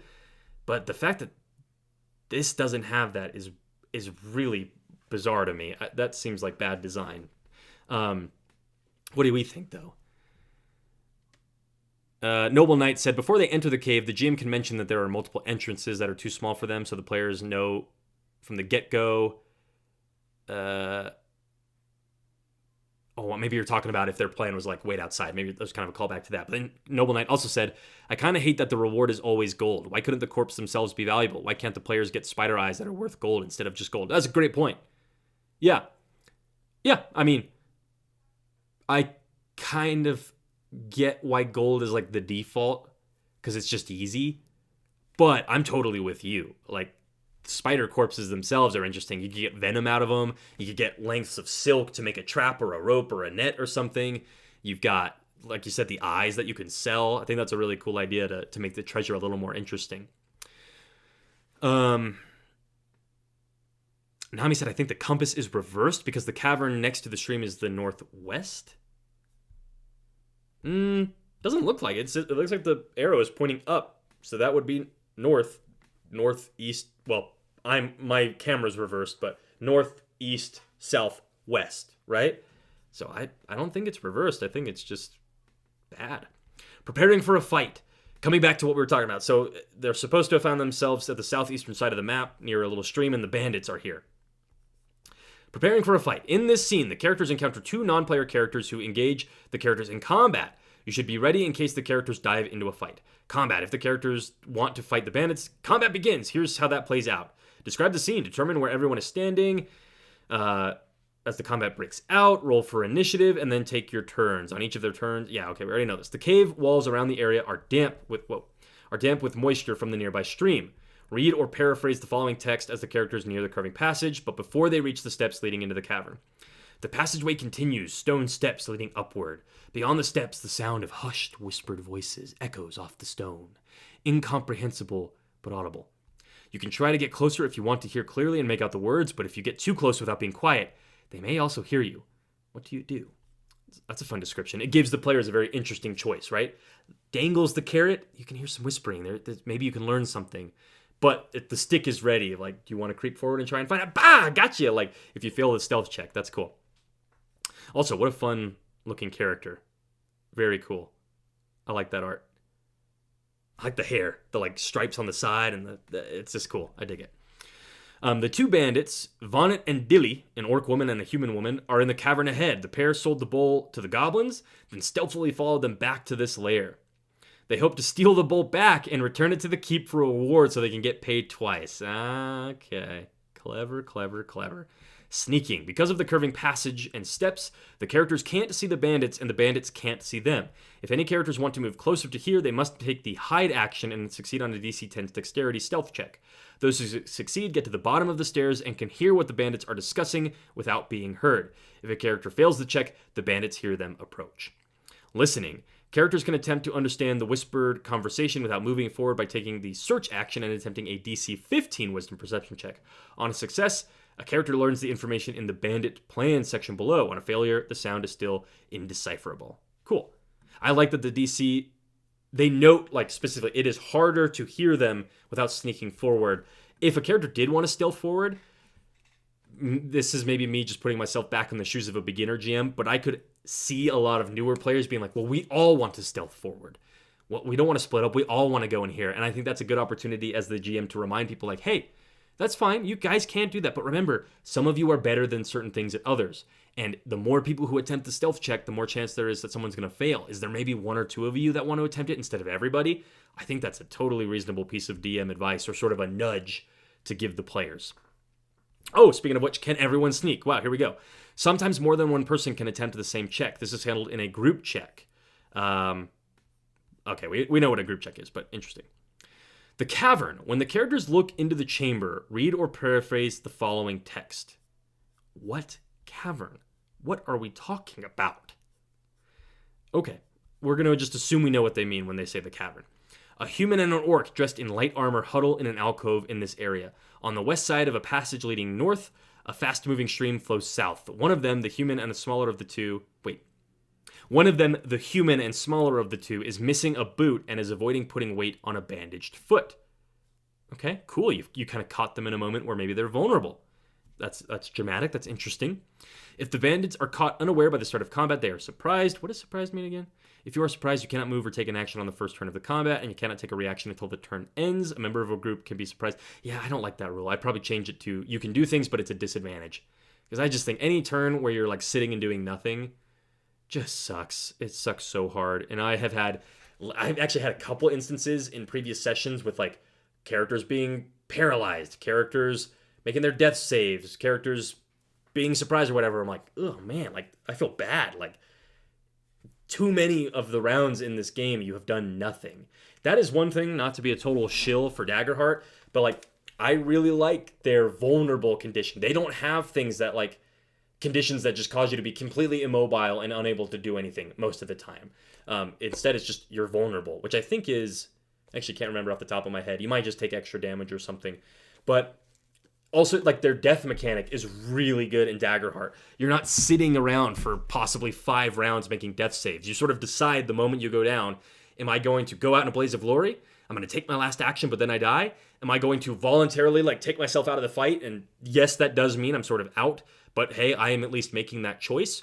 Or 3, am I going to risk it all? I'm going to roll a d12 and on a, I can't remember the result, if it's like 6 or higher, if it's an even number, I stay standing with 1 HP and I get to make an action, but if I low, I die. Like, I like how much choice the player still has in all of that. I think it's really, really cool. Okay. Oh, is it the... Nami's saying this might be the old surprised rule. Is the new surprise rule a disadvantage on initiative? Maybe. That's what the hyperlink is showing me. So, I don't know. But the bandit plans. If the characters hear the bandit's whispered conversation, they can learn the first bullet point below. They might also learn the rest by talking to the bandits. Vonnet and Dilly, I love those names. Vonnet and Dilly are trying to summon the courage to peek around the corner and see what the goblins are up to. They are weighing the odds of being able to survive a fight if they are spotted. Dilly is missing a boot and has a wound on her foot from a spider bite after their fight with the spiders earlier. Hold on, I need some Dr. Pepper. They defeated the spiders by killing them with their crossbows. She's missing 4 hit points. When they sold the bowl to the goblins for 50 gold apiece, there were only 3 goblins, but there are many more now. Ooh, cool. That's a fun, dramatic revelation. This isn't a little tribe. This isn't a little group of goblin thieves. This could be bad. I like that. I'm also just in my head kind of going back to this map conundrum we've got of like, where the fuck are we? Where are we supposed to be finding these things? My gut is telling me, like, this is sort of the area where I think it's saying we're supposed to be meeting the bandits, which I think maybe means there's a typo. Like, it's supposed to say the southwest passage is where we meet the bandits, and this is where the goblins are going to be. Maybe they have some information about what's over here, but my gut, my GM brain is telling me right now, like, the bandits should be able to be found almost anywhere in the caves. Like, when the players arrive, you kind of let them just have fun sort of navigating them for a couple rounds and let them find some weird things. And wherever the players start to get close to encountering the goblin hideout or whatever, that's where they meet the bandits. I think that the flexibility there seems a lot more valuable than the bandits are right here. They are precisely here. And if your players don't get here, they won't meet the bandits. That I don't necessarily like that. Okay, we did the cavern, we did the bandit plans, giving clues when role-playing. Oh, I'd be interested to see this little tip here. Nami clarified on the surprise rule. She said, yep, went to check, and the rule mechanic this tooltip is linked to is legacy. Okay, so that is really weird that it's referencing the legacy stealth rules instead of the new one, or surprise rule instead of the new one. Interesting. But giving clues when role-playing. Dilly the bandit was injured by the giant wolf spiders. The players may have retrieved her boot. When you describe the scene to the players, be sure to emphasize Dilly's limp and injury. This may prompt the players to give her back her boot and maybe even use magic to heal her. If they do so, she might be more inclined not to trick the characters and run away with the bull later. Good advice, good tip. Attack or talk. Vonnet and Dilly do not attack unless the characters attack them. As soon as either bandit takes damage, they flee the caves. If the characters talk instead, Vonnet and Dilly offer to join forces to retrieve the bull. They offer to split the reward money. A character who succeeds on a DC 15 wisdom check, insight check, realizes the pair may seem sincere now, but they are less than trustworthy. Treasure. If the characters fight and defeat the two bandits, they find a 60 gold piece on each bandit. Cool. Not to be a nitpick, but clearly this little word for treasure was meant to be bolded and italicized like the rest of the things of this adventure. Could have used another proofreader too, I think. There was a mislinked legacy rule and a typo and a strange map key, but anywho, moving on. Attacker top, role-playing the bandits. Oh, okay, yeah, let's see what their advice is for role-playing the bandits. Vonnet and Dilly are a pair of thieves who care only for money. The decisions they make or the decisions you make for them should keep their goals in mind. Oh, wait. Oh, the decisions they make or the decisions you make for them should keep their goals in mind. But what about their physical characteristics and personalities? That is up to you. Are they similar or different? Is one the leader and the other a follower? Do they like each other? Or is there some animosity between them? You can add as much or as little of them to the story as you want. Earlier in the box text, Dilly is described as a human woman and the smaller of the two bandits, while Vonnet is an orc woman. That's the only thing you should remember. Otherwise, you can differentiate them in any way you want. Sometimes waiting to see how the characters interact with them is the best option. I agree with that. I often wait to sort of see... I let my players' interaction with the character spark an idea in my head of how I want to roleplay them most of the time. And that's usually because I just... For some reason, my memory is terrible with NPC traits. I'm really bad at remembering how I wanted them to talk, like their voice, a little mannerism or something about theirs. But when I play it out with the characters, that sort of cements it in my head. But because you can adjust their personalities and actions to tell the best story. If a player asks the other player about potentially manipulating them, for example, you might decide there is animosity, oh, another typo, brewing between them to make them easier to manipulate. Or maybe one of the bandits is a long-lost acquaintance of one of the characters. Oh, that's a cool idea. If you're short on time, getting into the storytelling of what is connecting... If you're not short on time, getting into the storytelling of what the connection is to the character or characters can be a memorable tale. That's a great piece of advice. I love this little section here. Yeah, make these bandits, make them funny. Make them not like each other. Make them love each other. Make one of them know one of the characters. That's some of the best advice for bringing your characters into the story and making things interesting I think I've read this whole time so far. That's great. We've got a trap. A trap set by the goblins protects their lair. Introducing a trap. You must make decisions on how to present the information or allow for checks to find the trap. Should you give the characters a clue that the tripwire is there? Should you allow them to make a check before they set off the trap with the tripwire? This is more of an art than a science. If a player says that the character moves quickly through the area, or if they do so during combat while distracted, you can simply trigger the trap, since the character did not hesitate. If a player says they are carefully studying the door for anything strange, you can allow them to make the appropriate check to find the clues for the trap. That's pretty typical advice for trap settings, so it's fine. Rubble trap. If a tripwire located in the mushroom patch near the stream is rigged to pull heavy stones down on anyone moving through the area. Detecting the trap requires a DC 15 wisdom check or an intelligence check to notice the trap. It is strange that it is wisdom or intelligence to spot it. I would think it would be wisdom to spot it, intelligence to deactivate it. That's just me.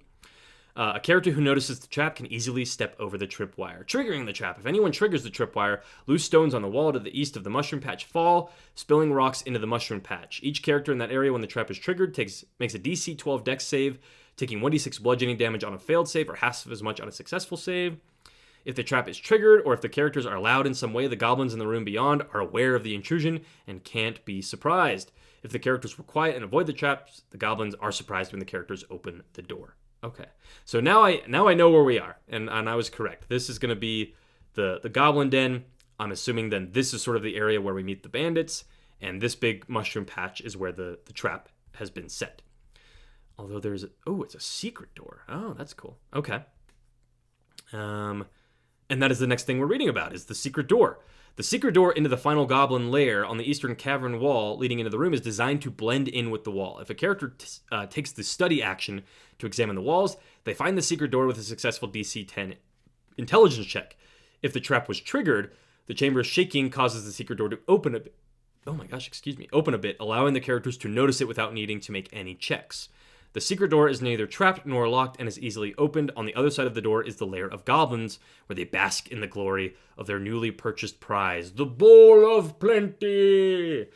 That's kind of a fun little detail. I wouldn't really have thought to do that. If the trap is triggered, which is a negative consequence, you've taken away some HP, it's sort of a yes but, right? Yes, you triggered the trap, but the door has opened ever so slightly. But of course, then the goblins realize that the trap's been triggered, so then do they come like rushing out of the door? Or I'm not sure. That's sort of an interesting... I'm not sure how I would rule that. But when the characters enter the room... okay, see, here's where the adventure is sort of assuming something that I feel is an odd assumption to make. When the characters enter the room, adjust this text depending on whether the goblins are surprised. If they're surprised, they're standing around the bowl and not looking at the entryway, and you can read the box text allows as it is. If they're not surprised, they are in a defensive formation with weapons drawn. Okay, I sort of take it back then. I was going to say, why is this text assuming that the goblins have not like rushed out to fight the characters or investigate this strange sound? That's because the adventure assumes the goblins sort of bunker down and hide out in the room ready to fight whoever comes in. That's fair. That's, I assumed something made an ass out of you and me. Okay, so the read aloud is, these two connected rooms have an open door between them and a makeshift forge in the back of the second room. The forge is currently stoked to a white-hot state. A silver bowl, about a foot wide, sits in the fire. 4 goblins stand around the room admiring the bowl. One of the goblins wears topaz jewelry and holds a leash. The leash leads to a giant centipede. Called it! As you enter, the decorated goblin shouts, "Kill the intruders!" and lets go of the leash. Cool. Okay. I'm just going to point something out here. It is very interesting that it is strange that goblins in this adventure are still like, it even describes them earlier on as like, they are often like embodiments of chaos and shenanigan or something like that. It was like, they're kind of like sneaky little bad guys. And it even has them like yelling like, "Kill them!" Like, it's just weird that the goblins are still in that role, but they've like removed orcs as like an enemy, and I don't know. That's just weird to me. It's kind of weird. It's like 1 foot in, 1 foot out. Like, oh well, no, our orcs are not like all bad guys, but the goblins, yeah, in our story adventure, they're still the bad guys. They're still evil and have still stolen things and want to kill your characters. It's a little make that make sense for me. The 5 goblin warriors include one particularly tough and devious goblin called Spurka. Fun name. She has tamed and trained a giant centipede to act as a bodyguard. She carries a gnarled staff that glows with a sickly green light, which she calls her magic stick. She's bluffed the others into believing she's a spellcaster, but the glowing staff just has a magical glow and functions as though it has the cantrip Continual Flame cast upon it. That's very funny. During the combat, Spurka continues to shout. She instructs the other goblins to keep the characters away from the bowl, for it is a gift for a powerful master in the caves of chaos. Ooh. Tactics. The goblins accept Spurka, fire arrows from their short bows on their first turn, then move to engage into melee combat. Spurka prefers to lead from the back of the group, stowing her magic stick and continuing to use her short bow unless threatened in melee. The giant centipede moves to the nearest character and attacks. Spurka refuses to surrender. If Spurka is killed, the rest of the goblins flee the caves. The centipede, however, fights to the death. Vana and Dilly. If the characters made a deal with the 2 bandits, they pretend to engage in combat, but they don't attack. Instead, they stay back until it looks like they can get to the bowl. Unfortunately for them, the bowl is too hot to pick up, so they simply try to escape once they realize this. Oh, that's hilarious. The bowl is in the forge being heated up, presumably because the goblins are going to repair the damage. Hey, that's Chekhov's gun. It mentioned earlier that the bowl was damaged. Here, that is paying off. It's too hot to carry. That's hilarious. The forge. The makeshift forge is in Area 4A. Where the fuck is Area 4A? What are you talking about? There is no 4A. I'm sorry, what? That's embarrassing. Okay, the makeshift forge in Area 4A occupies the spot at the back of the second room. Whenever a creature is pushed into the forge or starts its turn there, it takes 2d6 fire damage. The goblins and centipedes do not use this tactic. And then there's treasure. Spurka's magic stick glows with sickly green continual flame. Spurka's topaz jewelry can be sold for 50 gold piece. Cool. Oh, it sounds like an interesting combat, especially with the bandits. If they're like hanging out in the back and they're like running up and basically like Home Alone, like grabbing this hot thing and like screaming and dropping it. That's funny. That could make for a very cool, exciting combat. What does like the layout of the little lair look like again? There's only one way in, one way out though. Now you've got these like arrow slits that, at least up to this point, it hasn't made any note of like, hey, maybe the goblins can like spot the characters moving through the cave and maybe they shoot at them with their arrows. But yeah, that's a fun little combat. That's a cool one. I dig it. And especially like the characters can sort of have these goblins like trapped in the room and maybe they throw a smoke bomb in there or something. That's cool. Okay, we did, where were we? We're at the prize? Yeah, we just read all that. Conclusion. All right, we've reached the conclusion. The characters can take possession of the Bowl of Plenty after defeating the goblins and their pet, but first they must pull the bowl out of the fire and let it cool for a few minutes. When the Bowl of Plenty cools, however, the characters are in for a final surprise. Ooh, okay. Oh, interesting. That has a little note on cooling the bowl. If the characters ask about how to get the bowl out of the fire, tell them that they can check their equipment or search the room for options. Dumping water on it from their water skins with a stream outside would cool the bowl quickly. They might also take this, ask to search the room, tell them that there is a long metal pole they can use to lift the silver bowl out of the forge. Okay, so it's just saying if your players can't come up with a plan to get a bowl out of a fire, then you can help them. Oh boy, those would have to be pretty young players. Be like, well, what do we do about this bowl? It's in the fire. I just can't imagine. That's hilarious. All right, the Silver Spirit of Plenty. This is our big surprise. Oh, Nami just noted in the chat, loves the fake spellcaster. I know, isn't that great? Actually, before I move on, let me see, is there anything in chat we want to bring up just kind of about this this final combat and sort of the adventures so far?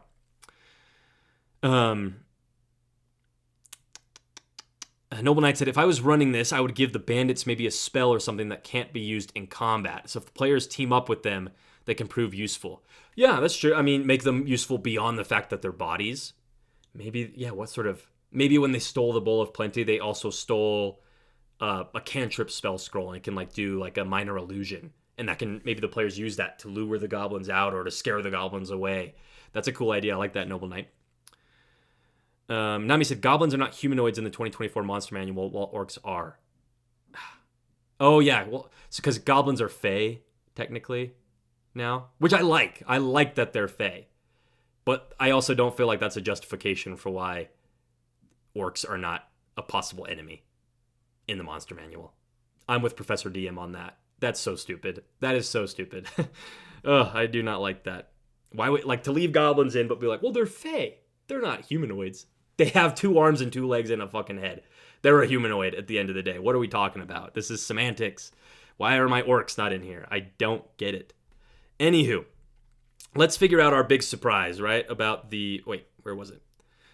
The Silver Spirit of Plenty. What no one knows is that the Bowl of Plenty is more than a symbol. An actual spirit lives inside the silver bowl. The damage to the bowl and the intense fire from the goblins have harmed the silver spirit of the bowl, forcing it to leave the bowl. When the characters manage to pull the Bowl of Plenty off the forge, it begins to cool. The bowl is still dented, however. When the bowl is cooling, read the following text. With the Bowl of Plenty off the forge, or off the forge fire, it begins to cool. As it does so, a wispy, incorporeal form emerges from the bowl. It looks like a ghostly pixie, but it's sickly and pale. Its wings droop and it coughs. I am the silver spirit of the bowl.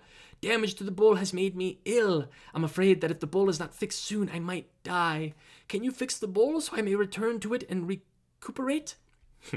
The bowl repair challenge. The silver spirit of the bowl has 4 hit points and it loses 1 HP for each round. That is not in the Bowl of Plenty. The silver spirit cannot enter the bowl until it has been fixed. But it was in the bowl when they found it.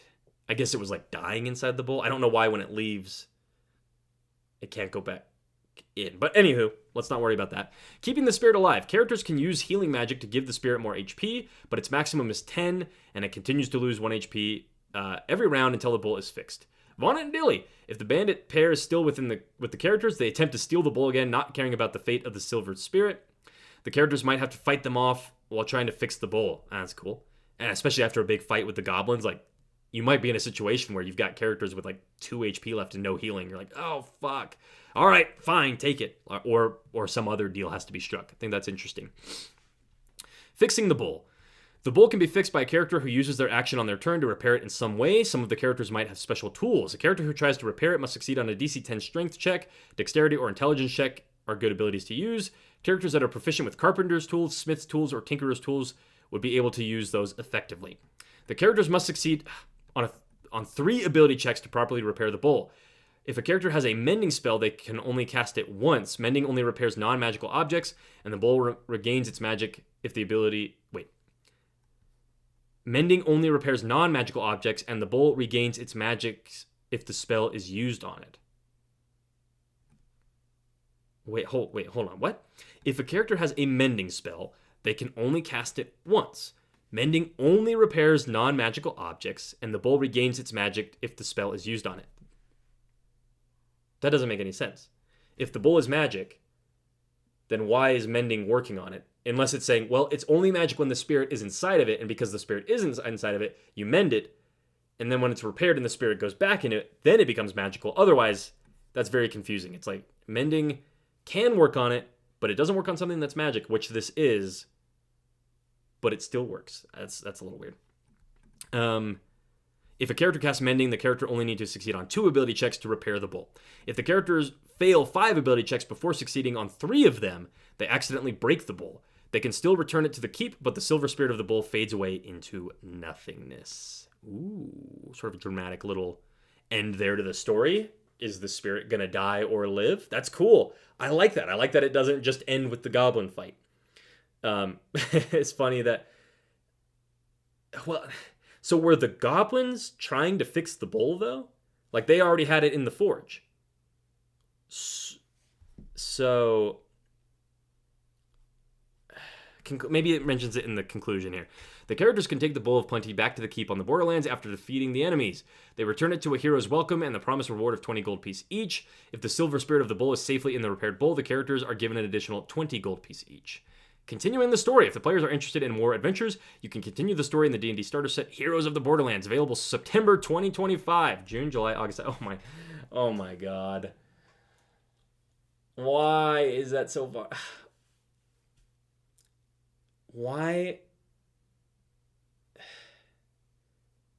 I don't understand, and I've heard this from other channels. Why is the starter box so fucking far out from the launch of this new, like, rule set? Why was that not paired immediately with it at launch? Make that make sense to me. That's so weird. And now they're in this really awkward spot where it's like, hey, come play this free Goblin adventure, and then continue the story in our starter box, which doesn't come out for like 4 more months.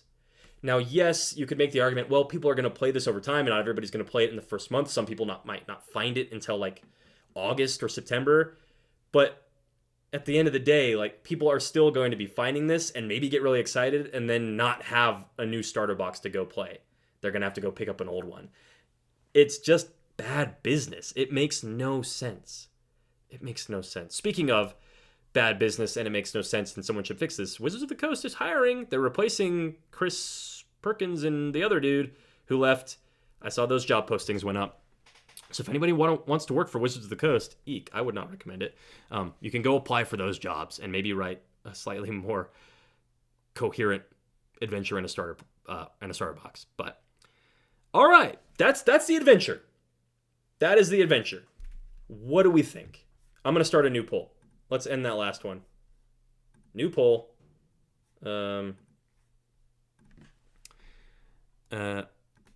Knight, an ad? Well, yeah, I actually don't have an issue with there being an ad of like, hey, go buy the next starter box. I mean, this adventure was free and they're a company and you're going to have to go buy the stuff anyways if you want to play D&D, right? Like, I think an ad is totally fine. And this feels natural. Like, they gave me something cool. If I want to keep playing, I can support the company by buying the starter box. I think that's fine.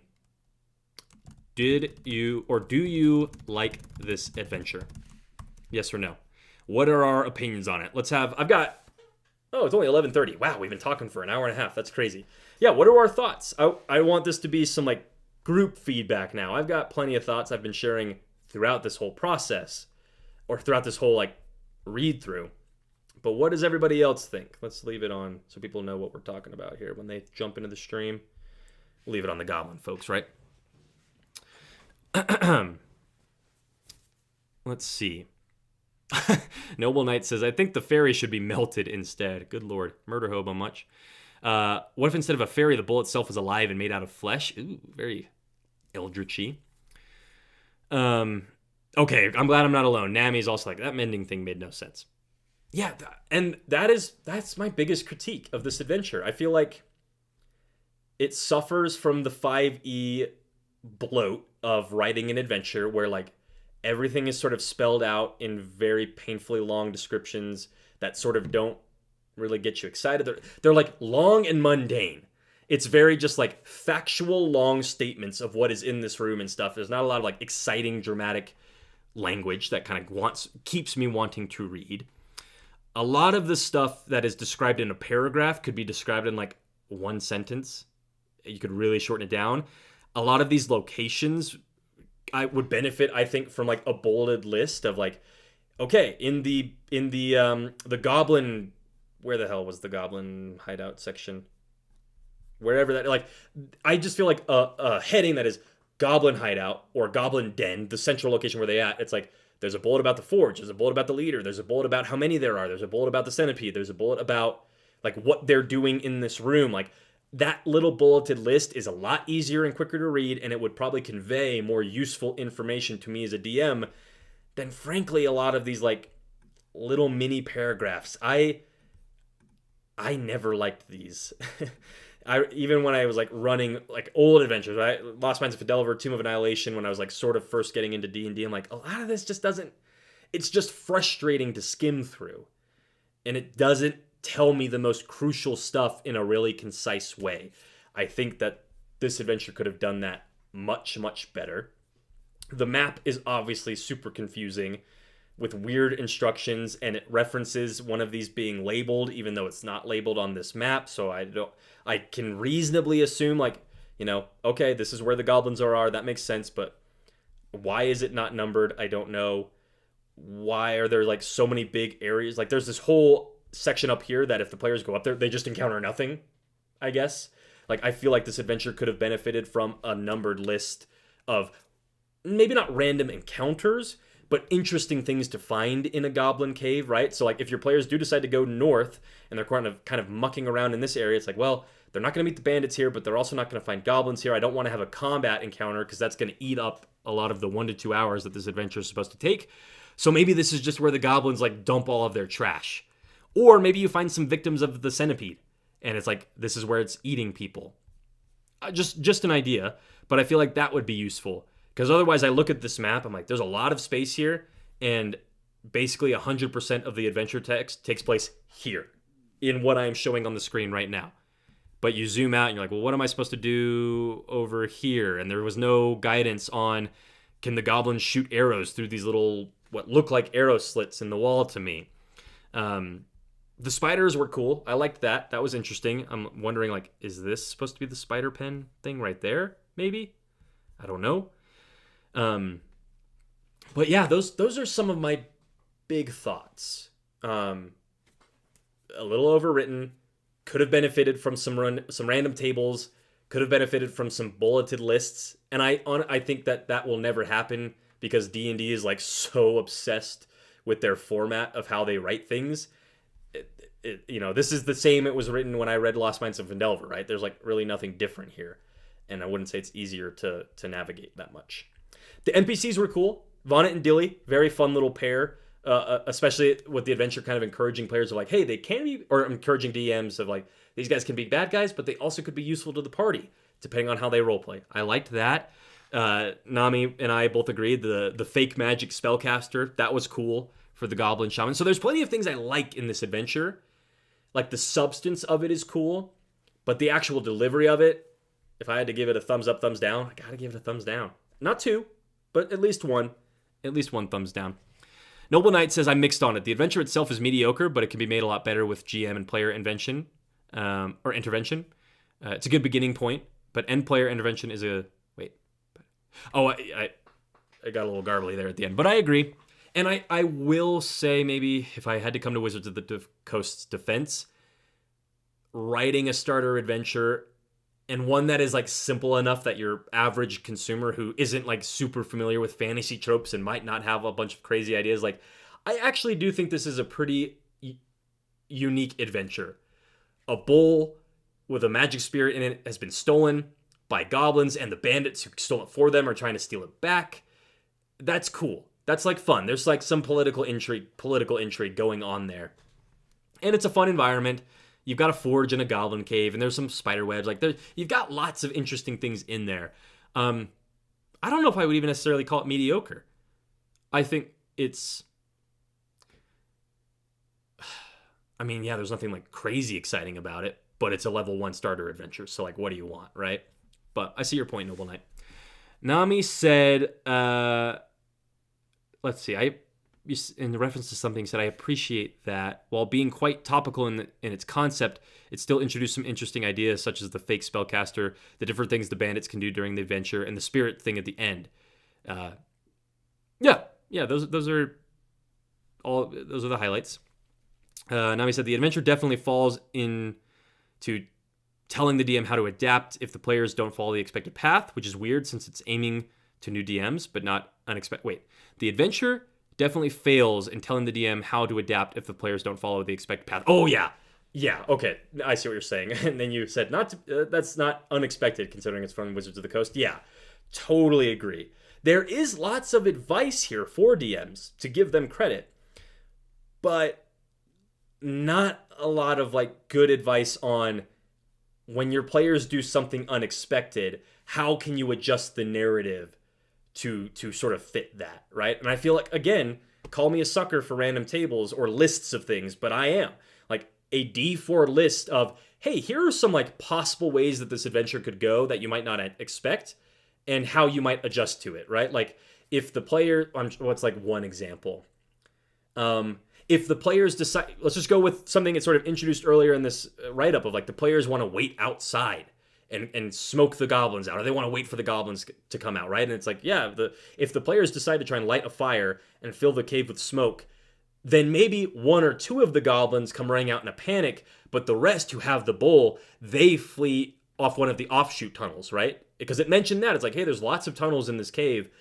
You know, the goblins aren't necessarily going to come out of this one. I feel like that's a good way to do the no, you can't get all of the goblins to come out this one way and just kill them all here. But you can get a few goblins and you can learn interesting information from them that will help you track down the other goblins deeper into the cave, right? That's just one example. And because I'm speaking out loud, I sort of made it longer than it needed to be. But that's like one sentence. If the players do this, then this happens. And you just come up with 4 alternatives. And I feel like that would be really useful advice for a new DM. Wizards of the Coast, hire me. If you want to replace me with Chris Perkins' old position, I would turn it down. I have no interest in working for you guys, but I'd appreciate the offer. So, if I had to give it a 1 to 10 or a 1 to 5 scale. Oh, interesting. Looking at the poll, 100% of you like the adventure. That's cool. If I had to choose, do I like this or not? Or I'm sorry, if I had to put it on a 1 to 5, it's going to be boring and lame, but I think I'll give it a 3. Like, the concept itself is interesting enough to make up for some of the formatting and reference. Actually, am I being too generous? Is it a 2? That feels cruel. But they are a big corporation. They can do better. I changed my mind. It's a 2. I give it a 2.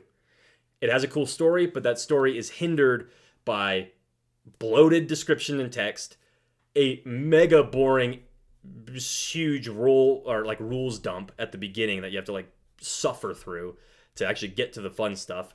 Not that some of that is unavoidable, but like I said earlier, maybe some of that could be explained through like examples of play. I think that could be a little better. Noble Knight agrees with me. 2 out of 5. It's official. Borderlands Quest Goblin Trouble. 2 out of 5. Designer Sean Merwin. Additional writing from Chris Tulik. Editor Sadie. There were some editing issues in there that we could have worked on. And Sean, do better. Right? 2 out of 5. I'm sorry.